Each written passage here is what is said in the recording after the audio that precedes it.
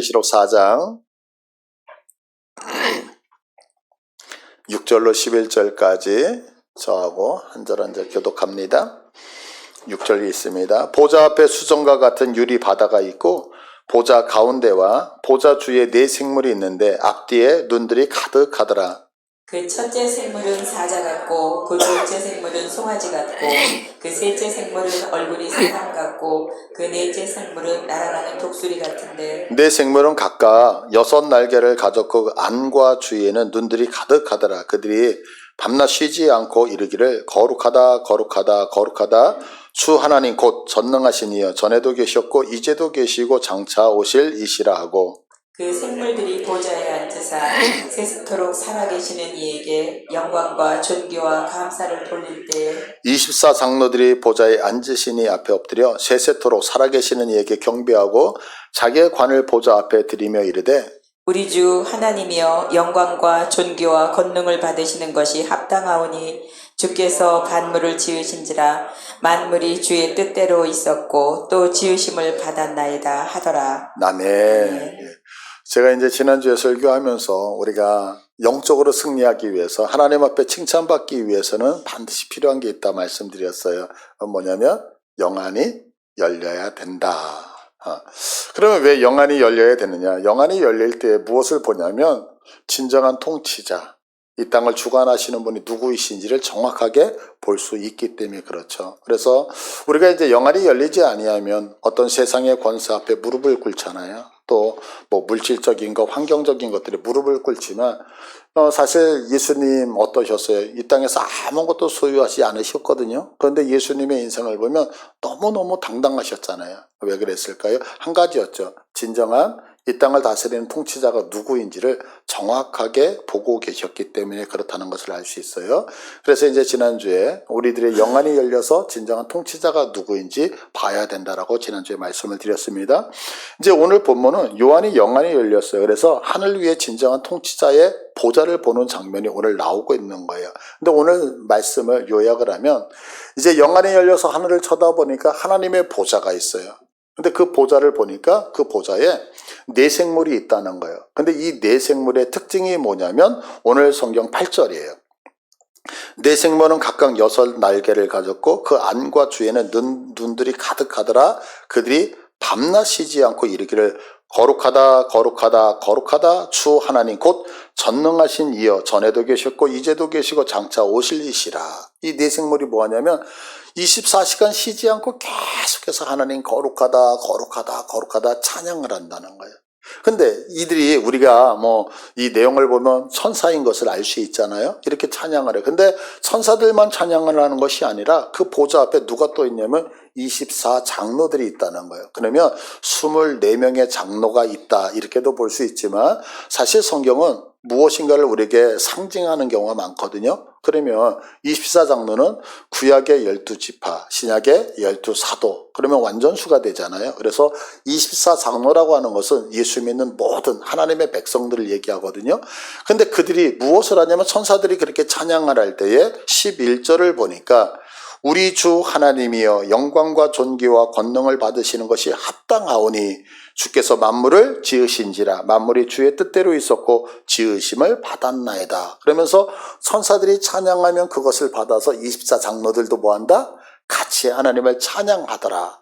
조금 더 나가면 그 24장로들은 승리하였기 때문에 다 면류관을 갖고 있었는데 그 면류관을 보좌 앞에 하나님 앞에 드리면서 찬양하는 장면이 오늘 성경 본문의 내용이에요. 자, 그러면 이제 한 가지 생각해야 되는 게 뭐냐면 영안이 열렸어요? 그러면 하늘에 있는 수많은 것들이 보일 거 아니에요, 사실은. 근데 왜 성경을 기록하면서 제일 먼저 하나님의 보좌 앞에서 천사들이 찬양하고 24장로들이 찬양하는 이 모습을 제일 먼저 보고 기록했느냐라고 하는 거죠. 그거는 다른 게 아니라 한 가지를 우리에게 보여주고 싶어서 이 땅만 쳐다보지 말고 하늘을 쳐다보며 살아라 라고 하는 메시지가 이 메시지 안에 있는 거죠. 왜냐하면 지금 로마 황제 도미티아누스 황제거든요. 근데 이때 법령이 나와요. 그게 뭐냐면 로마의 황제는 사람이 아니라는 거예요. 로마의 황제는 신이라는 거예요. 그래서 황제를 향하여 그냥 어떤 사람 이름 부르듯이 부르는 게 아니라 우리 주님이시여. 이렇게 부르게끔 호칭을 바꿔놨거든요. 그리고 나서 그들에게 경배하게 만들었어요. 누가? 그 로마의 지금 황제가. 그러면 수많은 사람들이 야, 무슨 황제가 신이냐? 그래서 거절을 했을 때 수많은 사람들이 다 순교를 당하고 죽어간단 말이에요. 그러니까 사람들이 어떻게 해요? 그 황제를 보면서 앞에 아련할 때에 당신은 하나님이십니다. 이렇게 경배를 하고 찬양을 했었단 말이에요. 근데 지금 성경이 무엇을 보여주고 있어요? 아니, 로마의 저 황제가 진짜가 아니야. 저건 가짜고, 눈이 열려서 보니까 정말 하나님의 보좌 앞에 온 피조물, 천사들, 그리고 구원받은 모든 백성이 진정으로 누구 앞에서? 하나님 앞에서 찬양하더라라는 걸 보여줬단 말이에요. 그러면 이것을 통하여서 지금 요한은 무슨 생각을 했을까요? 아, 저 가짜 로마 황제가 신이 아니라 우리 하나님이 진짜 신이구나 라고 하면서 믿음을 지킬 수 있었잖아요. 그러니까 이것을 통해서 우리에게 말씀하시는 건 뭐냐면 진짜 통치자는 누구냐? 이 땅에 있는 세상 사람들이 아니라 하나님이다. 그러니까 너희들 믿음 잃으면 된다 안 된다? 안 된다라고 하는 것을 말씀을 주시기 위해서 이것을 제일 먼저 보여주셨다는 거죠. 자, 그러면 하나님이 왜 우리의 진정한 통치자이냐라고 하는 거예요. 전에 이제 제가 설교하면서 이런 말씀을 드렸어요. 우리는 일반적으로 수나 이런 것들을 볼 때 단수, 복수 이런 이야기를 많이 하잖아요. 뭐 예를 들어서 여기 컵이 있어요. 그러면 컵은 지금 하나잖아요. 그러면 단수. 그런데 여기 보면 스피커가 양쪽에 두 개가 있어요. 그러면 두 개가 있으니까 복수 이렇게 따져요. 그런데 히브리어의 독특함은 뭐냐면 쌍수라고 하는 게 있다는 거. 혹시 기억나세요? 그건 뭐냐면 자, 여기 오른손이 있죠. 하나, 그리고 왼손이 있어요. 근데 이건 뭐냐면 짝을 이루고 있는 거예요. 그러면 제가 지금 여러분들에게 왼손을 보여주니까 이렇게 감추지만 오른손을 보면 자, 손가락이 몇 개예요? 5개. 그러면 왼손의 손가락은 몇 개예요? 어떻게 하셨어요? 그게 뭐냐면 오른손을 보지만 오른손을 통해서 왼손도 유추할 수 있는 거예요. 이렇게 이게 이제 복수가 아니라 단수가 아니라 이걸 쌍수라고 얘기를 하거든요. 그러니까 우리가 오른쪽 눈을 이렇게 보면 왼쪽 눈도 유추할 수 있잖아요. 이렇게 유추하는 거예요. 그래서 성경에서는 이 땅에서 이루어지는 사건을 통하여서 하늘을 말씀하는 경우가 있어요. 이걸 이제 쌍수의 개념이라고 얘기해요. 자, 그런데 제가 왜 이 쌍수 얘기를 하냐면 예수님은 이 땅에 내려오셔서 십자가를 지심을 통해서 우리의 죄를 다 사해 주신 걸 여러분 믿으시죠? 그러면 보세요. 예수님이 십자가를 지고 돌아가셔서 우리의 죄를 용서하신다. 여기까지만 생각하면 굳이 예수님이 33년이라는 인생을 사실 이유가 있었을까요? 그냥 어른으로 딱 태어나서 얘들아, 나 너희들 죄를 위해서 십자가에서 죽을 거야. 그리고 그 다음날 돌아가시고 하늘로 올라가셔도 되잖아요. 근데 우리 예수님의 인생을 보면 33년의 인생 속에서 30년의 사생애와 3년이라는 공생애가 분명히 구분되어져 있거든요. 그러면 특히 이 공생애 때 예수님이 수많은 일들을 하셨단 말이에요. 그러면 예수님이 그렇게 오랜 시간, 3년이라고 하는 시간 동안에 이 땅에서 그런 사역을 굳이 하셔야 될 이유가 있느냐는 거죠. 그러니까 예수님은 단순하게 우리들의 죄만을 용서하시기 위해서 인생을 사셨던 것은 분명히 아니라는 거죠. 분명히 십자가를 통해 우리의 죄를 용서하셨어요. 그러나 이것 말고도 예수님이 이 땅에서 행하셨던 일들을 통해서 우리에게 말씀하고 싶으시고 보여주고 싶은 것이 분명히 있으셨다는 거죠. 그러면 그 대표적인 것이 뭐냐면 이 땅에서 이루어지는 일들을 통하여 하늘의 것을 보여주고 싶으셨다는 거예요. 그럼 왜 그러냐면 자, 성경을 보세요. 마태복음 13장 11절을 보니까 대답하여 이르시되 천국의 비밀을 아는 것이 너희에게는 허락되어졌다. 지금까지는 천국에 대해서 이야기가 없었거든요. 근데 예수님이 오심을 통해서 너희들에게 저 하늘나라에 대한 비밀이 이제 밝히 보여지고 있다라고 말씀을 하고 있어요. 그러면서 예수님이 하시는 얘기가 뭐냐면 요한복음 3장 31절에 보니까 위로부터 오시는 이는 만물 위에 계시고 땅에서 나니는 땅에 속하여 땅에 속한 것을 말하느니라. 자, 우리는 다 어디서 태어났어요? 이 땅에서. 그러니까 우리가 대화하는 건 다 이 땅에 속한 것들이잖아요. 근데 예수님은 어디서 오셨어요? 하늘에서 오셨어요. 그래서 예수님은 하늘의 것을 보고 들은 것을 우리들에게 뭐 하시겠다? 보여주시겠다. 그래서 32절에 그가 친히 보고 들은 것을, 예수님은 어디서 보고 들으셨어요? 하늘에서 보고 들은 것을 증언하되 그의 증언을 받는 자가 있다 없다? 왜 없었을까요? 우리가 모르는 세상의 이야기를 계속해서 하고 계시니까. 근데 이 대표적인 것들이 뭐냐면 우리가 너무 잘 알고 있는 표적과 이적이라고 하는 것들을 통해서 하나님은, 예수님은 하늘의 것을 계속해서 말씀하셨다고요. 그 이제 대표적인 것이 우리가 잘 알고 있는 오병이어의 기적이 있었죠. 그래서 물고기 2마리, 보리떡 5개를 가지고 5,000명이 먹였다. 우리는 이 사건에다가 초점을 맞추지만 이것을 이루고 나셔서 제자들이 묻는 거예요. 예수님, 이 오병이의 사건이 도대체 어떤 의미가 있습니까? 라고 물어보니까 예수님이 대답해 주셔요. 요한복음 6장 35절을 보니까 예수님께서 이르시되 나는 생명의 떡이니 내게 오는 자는 결코 줄이지 아니하고 나를 믿는 자는 영원히 목마르지 않도다. 그러니까 오병이의 사건은 5,000명이 먹었보다 훨씬 중요한 게 2가지예요. 뭐예요? 너희들 다시는 배고프지 않을 거야. 다시는 목마르지 않을 거야. 그러면 예수님이 왜 이 사건을 펼치셨을까요? 무엇 때문에? 하늘나라가 바로 그런 곳이다. 자, 그래서 하늘나라를 성경은 이렇게 말씀하고 있어요. 요한복음 7장 16절 다 같이 읽을게. 시작. 그들이 다시는 줄이지도 아니하며 목마르지도 아니하고. 아멘. 왜요? 왜 줄이지도 않고 왜 목마르지도 않을까요? 하나 때문에 그래요. 누구? 예수님. 그래서 17절에 이는 보좌 가운데 계신 어린 양이 그들의 목자가 되사. 자, 어린 양이 누구예요? 예수님이죠. 예수님이 목자가 돼서 우리를 생명수샘으로 인도하여 하나님께서 그들의 눈에서 모든 것을 씻겨주신다라고 이야기를 하죠. 너무 빨리 갔지 않아요? 그래서 우리 예수님께서 어린 양이 되시니까 하늘나라는 어때요? 줄이지 않고 목마르지 않다라고 성경은 얘기를 하고 있는 거죠. 이것뿐만이 아니에요. 성경은 계속해서 우리들에게 많은 사건을 통해서 이 이야기를 하고 계셔요. 그게 뭐냐면 우리 백성들은 그런데 이걸 이해를 못하는 거예요. 그러니까 우리는 하나님이, 예수님이 이 땅에서 이루신 것을 통해 하늘의 것을 통해서 알려주셨는데 우리는 하늘의 것을 보는 게 아니라 이 땅에 머물러 있어요. 그래서 가장 큰 오해가 뭐였느냐면 이 사건을 통해 천국은 저런 곳이구나 이렇게 이해한 게 아니라는 거예요. 도리어 어떻게 생각해요? 6장 15절을 보니까 이렇게 말씀하죠. 예수께서 그들이 와서 자기를 억지로 붙들어 임금 삼으려는 줄 아시고. 오병이어의 사건을 통해서 백성들은 어떻게 생각해요? 야, 먹을 거, 입을 거, 마실 거 이 땅에서 주는 저 예수, 저분을 왕으로 삼는다면 우리는 굶어 죽지 않을 거야 라고 하면서 예수님은 하늘의 것을 얘기하는데 우리들은 이 땅에 초점을 맞추면서 살았다라고 성경은 말하고 있단 말이에요. 그런데 이것뿐만이 아니에요. 성경을 보면 이런 것들이 되게 많아요. 특히 우리가 이제 날 때부터 맹인된 사람을 고치시는 사건이 성경에 나오잖아요. 자, 그러면 하나님께서, 예수님께서 이 땅에서 왜 맹인의 눈을 고쳐주셨을까요? 앞을 못 보니까, 불쌍하니까. 맞아요. 그럴 수 있어요. 근데 성경은 무엇을 얘기한다? 그 사건을 통해서 하나님에 계셨던 그 하늘나라가 어떤 곳인지를 보여준단 말이에요. 그래서 성경 요한계시록 22장 5절을 보시면 다시 밤이 없고 등불과 햇빛이 쓸데없으니 이는 주 하나님이 그들에게 빛이기 때문이다.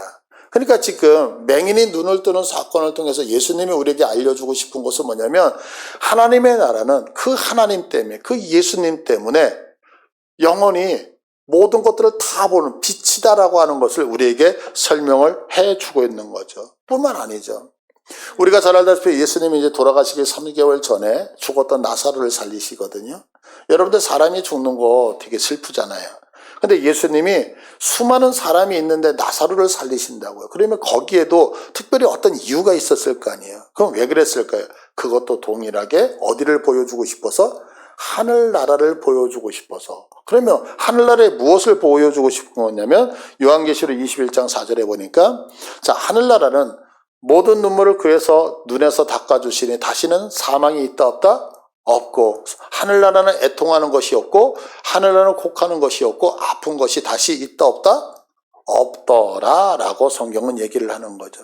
그러니까 우리가 알 수 있는 것은 뭐냐면 예수님께서 이 땅에서 행하신 것, 오른손을 보면은 무엇을 알 수 있어요? 왼손이 어떤 것인지 아는 것처럼 이 땅에서 행하셨던 것을 통해서 하나님의 나라가 어떤 곳인지를 지금 보여주고 계시고 싶어서 바로 십자가에서 돌아가시는 사건 외에 수많은 이적들을 행하셨다라고 하는 거죠. 이게 이제 바로 쌍수의 개념이거든요. 자, 그러면 이제 생각해 보세요. 지금은 이 땅의 사건을 통해서 하늘나라의 것을 봤어요.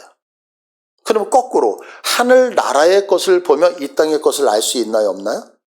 동일하게 알 수 있죠. 왜? 지금 제가 오른손을 이렇게 올렸는데 오른손을 통해서 왼손이 어떤지를 알 수 있잖아요. 그러면 거꾸로 왼손을 통하여서도 오른손이 어떤 기능을 하는지 깨달을 수 있죠.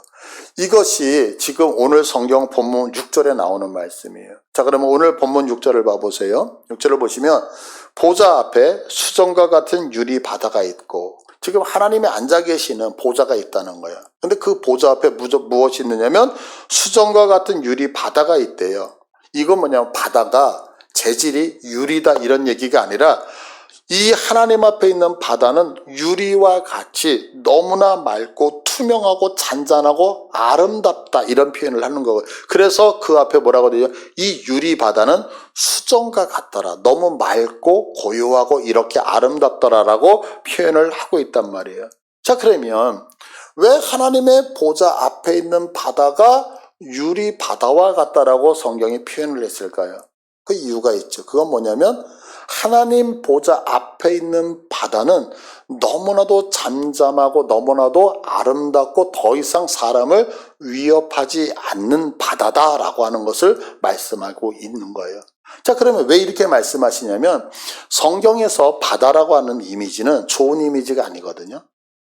바다는 항상 우리 인간을 위협하고 악한 세력들이 모여 사는 곳으로 성경은 늘 표현했어요. 그래서 우리가 잘 알다는 다니엘서 7장 3절을 한번 보시면 큰 짐승 넷이 어디에서 올라와요?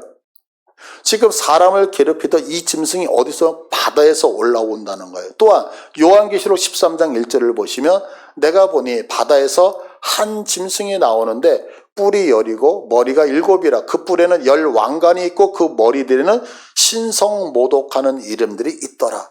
자, 하나님을 모독하는 수많은 이름들이 있는 그 괴물 같은 저것들이 다 어디서 나와요? 바다에서 나온다. 그러니까 바다는 성경에서 좋은 이미지가 아니거든요. 악이 모여 사는 나쁜 이미지로 성경은 표현. 그래서 마지막 날 하나님의 나라 천국이 우리들에게 임했을 때에 성경은 어떻게 말씀하고 있느냐면 요한계시록 21장 1절을 봐보세요. 내가 보니까 하늘과 새 땅을 봤어요. 지금 우리가 살고 있는 이 땅은 다 사라지잖아요. 그래서 우리가 흔히 얘기하는 신천지, 하나님이 다시 허락하시는 새하늘과 새 땅을 봤는데 처음 하늘과 처음 땅은 없어졌고 무엇도 사라졌다? 바다도 다시 있지 않다. 이게 무슨 얘기일까요? 하나님이 우리에게 허락하시는 천국이라고 하는 곳은 악한 세력이 있는 곳이에요? 아니요, 없다는 거예요. 다시는 우리 인간을 위협하는 자들이 있다 없다? 없다. 그래서 완전히 승리로 이루어지는 새 하늘과 새 땅을 우리에게 주신다라고 말씀하고 있는 거예요. 그런데 요한이 보고 있는 하늘나라의 모습을 통해 우리가 알 수 있는 것은 뭐냐면 지금 하나님의 나라 보좌 앞에 있는 그 지금 바다는 어때요? 사람을 삼키려고 파도가 치는 그런 바다가 아니고 우리를 위협하는 그런 바다가 아니고 너무나도 아름답고 귀하고 그 유리와 같은 그런 곳이다라고 이야기를 하고 있다고요. 그럼 그 얘기는 뭘까요? 우리를 위협하던 그 바다의 모든 악의 세력이 다 멸망당했기 때문에. 여러분들 이거 믿으십니까? 지금 성경은 이것을 얘기를 하는 거죠. 그래서 이제 우리가 하나님은 그러면 어떻게 이 승리를 갖고 오셨느냐는 거예요. 이제 큰 파도가 칠 때 배들이 그 파도를 피해서 옆으로 이렇게 파도하고 측면으로 부딪히면 배는 다 전복된다 그래요. 그러면 이제 바다에서 큰 파도가 오면 배들은 항상 파도를 앞에다 놓고 정면으로 들어가서 정면 돌파를 해야지만 그 파도를 뚫고 나간다고 얘기를 하거든요. 근데 하나님이 바로 악한 세력을 이기셨던 방법은 다 그렇게 정면 돌파였어요. 우리가 너무 잘 알고 있는 그 이스라엘 백성들이 홍해를 건너오는 사건이 있었잖아요. 그러면 홍해라고 하는 것은 바다거든요. 그러면 바다의 위협이라고 하는 것은 그 거대한 물을 가지고 사람을 수장시켜서 전부 다 멸망시키는 거잖아요. 근데 여기서 하나님께서 사람들을 어떻게 구원해 내시냐면 이사야서 51장 9절을 보면 여호와의 팔이여 깨소서 능력 베푸소서 옛날 옛시대에 깨신 것 같이 하소서 라합을 점이시고 용을 찌르신 이가 어찌 주가 아니시며 그러면서 10절에 이렇게 얘기해요. 바다를 넓고 깊은 물을 말리고 바다 깊은 곳에 길을 내어 구속받은 자들을 건너게 하셨다라고 얘기해요. 자, 파도가 오고 막 바닷물이 쳐들어오면 어떻게 우리는 피해서 가잖아요. 근데 예수님은 어떻게 해요? 하나님은 피해가는 게 아니라 그 위협 있는 바다 속으로 들어가셔서 그 넓은 바닷물을 전부 다 말리셨다는 거예요. 다 없애버리셨다. 그리고 그 바다에다가 뭐를 내요?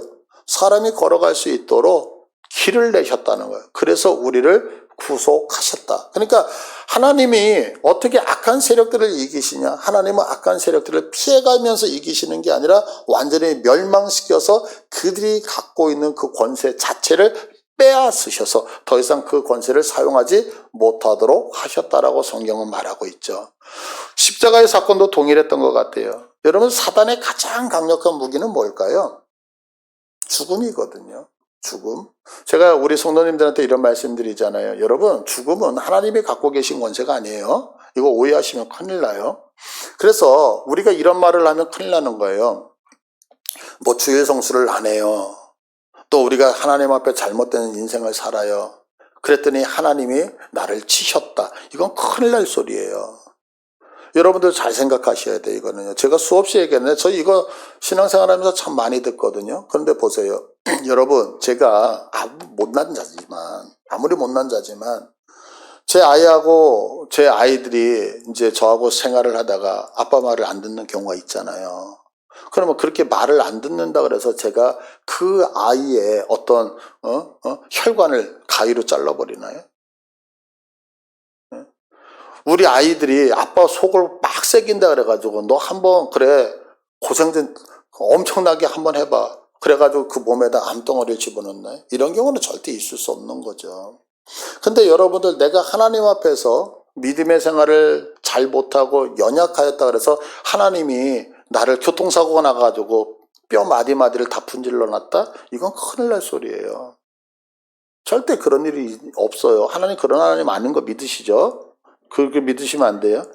그러면 뭐냐면 사망이라고 하는, 죽음이라고 하는 것은 하나님이 갖고 있는 게 아니에요. 사망이라고 하는 것은 사단이 갖고 있었던 가장 강력한 무기라고요. 그래서 로마서 6장 23절에 죄의 삭은 사망이요 그래요. 죄의 값은 사망이잖아요. 이 사망이라고 하는 단어가 뭐냐면 어원이 어디서 나와? 분리시키다에서 나와요. 그러면 첫 번째는 우리의 영과 혼이, 우리가 영혼이 있는데 이 영혼이 육신과 분리가 되는 것을 죽음이다라고 얘기를 해요. 이게 1차적인 원리거든요. 근데 두 번째는 뭐냐면 우리 인생은 누구하고 붙어 있게 돼 있을까요?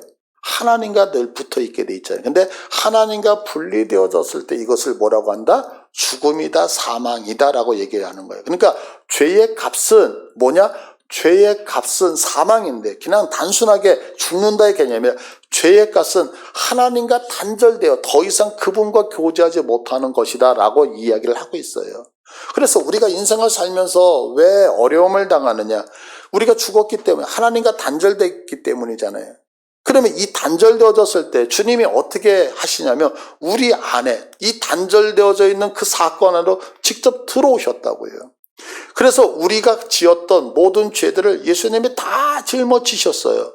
그리고 예수님이 십자가에서 그 모든 죄를 짊어지시면서 값을 하나님께 치러주는 거죠. 사단에게 치른 게 아니에요. 하나님께 드린 거예요. 하나님의 공의를 완성시켜 드렸단 말이에요. 그리고 나서 하나님의 공의를 완성시켜 놓으시고 그분이 말씀하신 게 뭐냐면 나는 이제 다 이루었다. 무슨 일? 값을 다 치루었다. 그리고 예수님이 죽으셨어요. 왜 죽으셨을까요? 지금 분리, 하나님과의 단절이 사망이기 때문에 죽음 안으로 들어가셨다고. 예수님은 죽은 척 하신 게 죽으신 거 믿으시죠? 자, 그러면 예수님이 죽으셨을 때에 죽은 자는 내가 스스로 뭔가를 할 수 있다 없다? 없죠. 그래서 성령님이 필요한 거예요. 그래서 성경은 로마서 8장 11절에 이게 예수를 죽은 자 가운데서 살리신 이의 영이 누구예요? 예수님 스스로 내가 죽었으니까 이제 하나님이니까 벌떡 일어나야지가 아니라 누가 살리셨다고요? 성령님께서 죽으셨던 예수님을 그 죽음의 사망에서 깨시고 일어났다는 거예요. 자, 그러면 보세요. 죽음은 누가 갖고 있는 권세라고 얘기했어요? 사단이 갖고 있는데, 그래서 가장 강력한 무기를 가지고 하나님을 죽였는데 하나님이 성령님에 의해서 다시 살아나시면 그 죽음이라는 권세는 의미가 있나요, 없나요? 없죠. 왜? 죽으면 또 살아나면 되잖아. 죽으면 살아나면 되잖아. 그래서 사망 권세를 깨셨다라고 우리가 선포하는 거예요. 믿으십니까? 그러니까 예수님께서 우리 안에 어떻게 들어오셔서 사망 권세를 깨셨느냐면 죽음을 회피하신 게 아니라 죽음 안에 직접 들어오셔서 정면 돌파하셔서 죽음이 갖고 있었던 그 강력한 무기, 아무것도 못하게 했던 그 무기를 다시 부활하심으로 깨부심을 통하여서 우리에게 생명을 허락하시게 되어진 거죠. 자, 그러니까 주님은 사단이 갖고 있는 걸 회피하고, 그래서 잠깐만 그 무장해제를 시킨 게 아니라 완벽하게 그들이 갖고 있었던 모든 힘을 빼앗았다라고 하는 거죠. 그래서 성경은 이렇게 말씀해요. 마태복음 8장 24절 보시면 바다에 큰 놀이 일어나, 뭐냐면 바다, 우리가 쉽게 얘기해서 그냥 사단으로 생각할 수 있잖아요. 이 사단이 배에 물결을 덮게 해서 예수님을 죽이려고 했다는 거예요. 왜? 예수님이 잠자고 있으니까. 근데 이 현상을 보고 제자들은 어떻게 얘기하면 25절에 보면 우리가 죽게 되어졌습니다. 왜냐하면 이 위협 때문에 고통당하고 있다는 거예요. 그때 예수님께서 26절에 말씀하시죠. 예수께서 이르시되 어찌하여 무서워하느냐, 믿음이 작은 자들아 하시고 일어나 바람과 바다를 꾸짖으시니 아주 잔잔하게 되거늘. 무슨 얘기일까요? 그들이 갖고 있는 권세 자체가 하나님을 대항한다 못한다? 성경은 못한다고 분명히 이야기를 하고 있어요. 여러분들 이거 믿으십니까? 그래서 이제는 사단이 뭔가를 하는 것 같고 사단이 뭔가를 영향을 끼친 것 같지만 사단의 권세는 어떻게 되었다? 전부 다 결박당하여서 더 이상 무엇하지 못한다? 우리를 위협한다, 위협하지 못한다? 위협하지 못한다라고 하는 것을 하나님의 보좌의 유리바다라고 하는 것으로 이미 승리하였음을 표현해 주고 있단 말이에요. 그러니까 예수님의 승리가 우리의 승리된 걸 믿으시길 바랍니다. 그런데 보세요. 오늘 성경 보면 6절 다시 볼게요. 6절에서 중요한 게 뭐냐면 이 보좌 앞에 수정과 같은 유리 바다가 있고예요. 있고. 현재형이잖아요. 있었다. 있을 것이다가 아니라 있고예요. 근데 원래 헬라어 성경을 이 있고라고 하는 있다라고 하는 단어가 없어요. 그럼 왜 없느냐면, 자 보세요. 지금 이 말씀은 언제적 말씀이냐면 지금부터 2000년 전에 기록된 말씀이에요. 그러면 만약에 보좌 앞에 수정과 같은 유리 바다가 있고라고 요한이 쓰게 되어지면 2000년을 지나온 우리들에게는 있었고가 되어버리죠. 과거가 되어버리잖아요. 그래서 성경은 그렇게 쓰지를 않아요. 왜? 이 유리 바다는 그 당시에도 있고 오늘도 있고 앞으로도 계속해서 있어야 되기 때문에 있고라는 단어를 빼버렸어요. 그리고 항상 존재하는 용법으로 우리에게 표현하고 계신다고요. 그러니까 이것은 요한이 영안이 열려서 하나님의 보좌를 봤을 때 하나님의 보좌 앞에 유리바다가 그 당시에도 있었고 오늘 이 시간을 살고 있는 우리들에게도 있다 없다? 지금도 그대로 있다는 사실을 믿으시길 바라요. 자, 그러면 왜 이렇게 했느냐면 악의 무리가 완전히 뭐했다? 무장해제된 거예요. 그것은 과거에 그때 끝난 게 아니라 그때 끝나서 오늘까지도 앞으로도 지속되고 있다는 사실을 우리에게 보여주고 있는 말씀이란 말이에요. 여러분들 믿으시죠? 자, 그러면 잘 보세요. 아까 제가 이렇게 말씀드렸습니다. 이 땅에서 예수님이 행하셨던 그 사건을 통하여 우리는 하나님의 나라가 어떤 곳인지를 예측할 수 있어요. 그러면 거꾸로 지금 하나님의 보좌 앞에 있는 바다가 우리를 침범하고 우리를 죽이고 우리를 유혹하려고 했던 그 바다가 모든 무장해제가 되어져서 이제는 유리 바다와 같다라고 하는 것이 예수님 당시에 지금도 앞으로도 있다라고 한다면 그것은 하늘에서만 존재하는 걸까? 이 땅에서도 존재하는 걸까요? 이거 이해 안 되시나요? 다시. 성경이 이렇게 말씀하고 있잖아요. 이 땅에서 이루어진 오른손을 통하여서 왼손을 본단 말이에요. 그러면 오른손을 보여준다는 것은 왼손이 없기 때문에 보여주는 거, 왼손도 있는데 이건 감추어져 있기 때문에 보여주는 건가요? 그죠? 오른손을 통하여 왼손은 감추어졌지만 왼손이 어떤 건지를 알 수 있단 말이에요. 이 땅의 것을 통하여 우리가 하늘나라에 가지는 않았지만 이 땅에 보여주신 것을 통하여 하늘나라는 이렇게 지금 진행되고 있다는 걸 알 수 있는 거죠. 그러면 하늘나라에서 이렇게 진행되고 있다는 것을 보여준 것은 그 하늘나라의 것이 앞으로 이루어지는 것이 아니라 그것이 오늘 이 땅에 있다라고 하는 것을 보여주고 있는 거죠. 믿으십니까? 그러면 하나님의 보좌 앞에 유리바다가 있다는 것은 오늘 이 땅에도 유리바다가 있다는 것을 보여주는 거죠. 근데 우리는 어떻게 인생을 살아요? 여전히 파도가 우리를 침범할 거라고 믿어요. 여전히 약한 세력이 우리를 죽일 거라고 생각을 해요.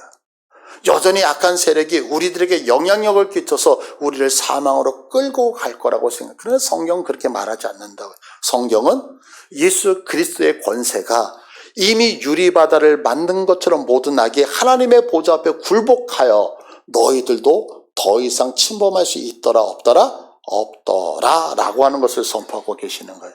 그러니까 하늘나라의 승리는 하늘나라의 승리가 아니라 오늘 누구의 승리다? 이 땅을 살아가는 우리 성도들의 승리인 것을 여러분들이 믿으시길 바라요. 근데 이제 여기서 중요한 건 뭐냐면 믿음이 필요한 거예요. 믿음이 필요한 거예요. 무슨 믿음이 필요한 거냐면 이거예요. 여러분, 믿음은 보이기 때문에 잡고 있는 게 아니에요. 믿음은 보이지 않기 때문에 부여잡고 있는 거예요.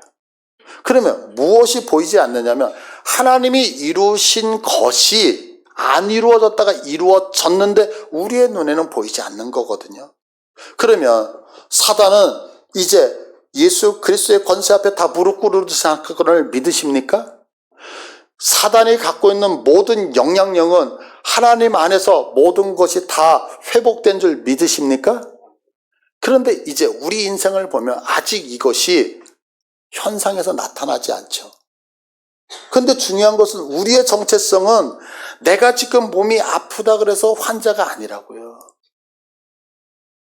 내가 지금 이 땅에서 죽는다 그래서 내가 죽는 시체로 있는 게 아니라 나는 부활하는 자라고 하는 정체성을 부여해 주셨다고요. 믿으십니까? 내가 이 땅에서 가난하게 사는 것 같지만 우리들의 승리는 하나님께서 이미 가난을 통하여 우리에게 부활을 허락하셨다고요. 이것이 우리의 정체성이에요. 왜? 지금 하나님의 보좌 앞에 유리바다가 있는 것처럼. 그러면 우리는 무엇을 가지고 주께서 이루신 그 사건을 믿음을 통하여 내 것으로 만드셔야 되는 거예요. 내가 지금 아프지만 나의 정체성은 치료가 되어진 거예요. 그래서 하나님이 치료하신 것을 믿음으로 내 것으로 만들어 주님이 이루신 것이 내 인생에 펼쳐질 수 있도록 믿음으로 기도하는 것. 내가 여전히 가난하지만 하나님이 이루신 것을 믿고 내가 가난한 자가 아니라 나의 정체성은 부자라는 것을 믿고 그 가난을 극복하는 것. 내가 어렵고 힘든 인생을 살지만 하나님의 내 인생을 책임져 주셨다는 사실을 믿고 내 인생을 주께서 승리로 바꾸셨다는 사실을 내가 고백하면서 만들어가는 것이 왜 필요하냐? 믿음이 그래서 필요하다는 얘기를 하는 거예요. 그래서 성경을 봐보세요. 자, 히브리서 11장 1절 우리 다 같이 읽을게. 시작. 믿음은 바라는 것들의 실상이요 보이지 않는 것들의 증거다. 자, 보세요. 믿음은 보이지 않는데 우리가 지금 승리한 거 보이나요? 보이지 않잖아요. 근데 믿음은 그것을 이 땅으로 가져와서 눈에 보이게끔 한다는 거예요. 믿으십니까? 믿음은 내가 원하고 소원하는 하나님의 소망들이 내 것으로 나타나는 실상이 되어진대요.